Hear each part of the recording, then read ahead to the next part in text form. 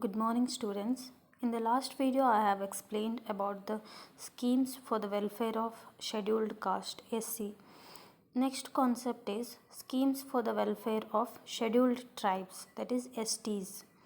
So the Constitution of India does not define scheduled tribes, but Article 366 25 refers to scheduled tribe as those communities who are scheduled in accordance with Article 342 of the Constitution. The Constitution particularly does not define for the scheduled tribe, but Article 366(25) it refers to the scheduled tribe as those communities who are scheduled in accordance with the Article 342 of the Constitution. According to Article 342 of the Constitution, the scheduled tribes are the tribes or tribal communities or part of or groups within these tribes and tribal communities which have been declared as such by the President through a public notification. So, according to the Article 342 of the Constitution, the scheduled tribe means these are the tribes or tribal communities or the group of tribes or tribal communities which have been declared as the scheduled tribe by the president by through the public notification. So they are called as the scheduled tribe. The scheduled tribes are spread across the country mainly in forest and hilly regions. So you can see the scheduled tribe mainly in forest areas and hilly areas. There we can see most of the scheduled tribe people. First scheme is the educational development schemes. So in order to develop their education, what are the schemes implemented by the government? First one is under educational development schemes. First one is post matric scholarship for the scheduled tribe students. So the objective of the scheme is to provide financial assistance to students belonging to scheduled tribe pursuing post matriculation recognized courses in recognized institution. So after matric, that is post matriculation after matric. So what for the higher studies after matric, the higher studies, the government is providing this scheme. This scheme will provide the financial assistance, maybe scholarship to those students who are doing post matriculation courses in the recognized institution. So the scheme covers professional, technical as well as non-professional and non-technical courses at various levels, and the schemes also includes correspondence courses including the distance and continuing education. The scheme is implemented by the state government and UT means Union Territory Administrations, which receive 100% central assistance. So in order to provide scholarship, the state government and the Union Territory Administration, they will give 100% financial assistance. So this is the first scheme under educational development scheme. The next one is ashram schools. So ashram schools, this centrally sponsored scheme was started in 1990-91 to provide central assistance to the states and union territories on 50% and 100% basis respectively. So the scheme of ashram school has its objective the establishment of residential schools for STs in an environment conducive to learning to increase the literacy rates among the tribal students.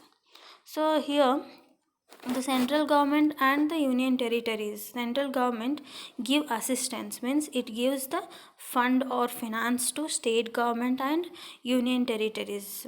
For state government it is 50% and union territory 100%. On that basis the central government will provide finance. Why it provides finance?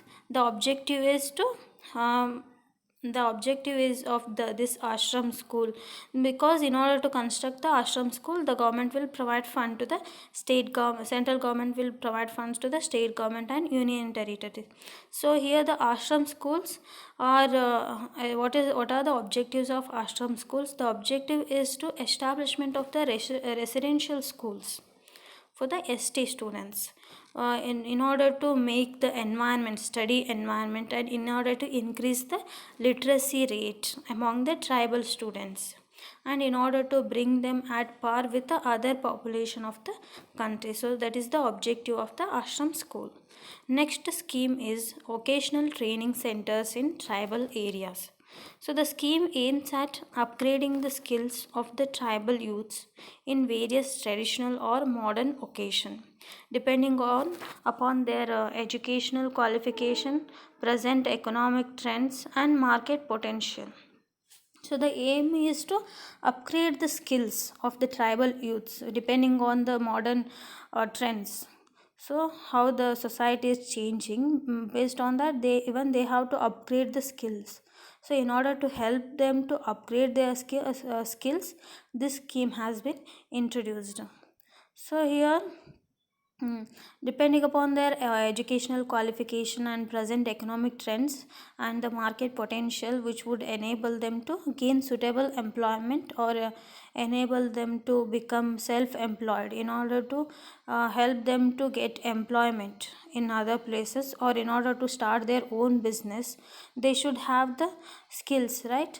So in order to help them in upgrading their skills, the government has introduced this vocational training center, where they will give the training to the STs in order to upgrade their skills. So this is about the vocational training centers in tribal areas.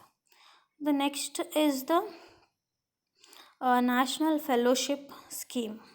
So RGNF, Rajiv Gandhi National Fellowship. So the scheme was introduced in the year 2005-6. Under the scheme, fellowship is provided to ST students for pursuing higher studies such as MPhil, PhD, and PhD. So here, under this scheme was introduced in the year 2005 and 6. Under this scheme, the fellowship is provided to the ST students for pursuing in order to do MPhil and PhD. The maximum duration to complete the fellowship is 5 years. So that is about the fellowship scheme. Next one is Ekalavya Model Residential Schools. So Ekalavya Model Residential Schools, that is EMRS, are set up in states or union territories with grants under Article 275(1) of the Constitution of India. The objective of EMRS is to provide quality middle and high level education to scheduled tribes. In order to, the objective of this scheme is to provide quality middle and high level education to the scheduled tribe students in remote areas. So remote areas means where there is no infrastructure and school facilities are not there. So in such areas, not only to enable them to avail for a reservation in high and professional educational courses, and as jobs in government and public and private sector, but also to have access to the best opportunities in education at par with the non-SC ST population. So in order to help them to get the professional skills, as well as to get the jobs in private, public, government sector, and also to get the in order to help them to get best opportunities compared to the non ST population. So all these are the schemes for the educational development schemes.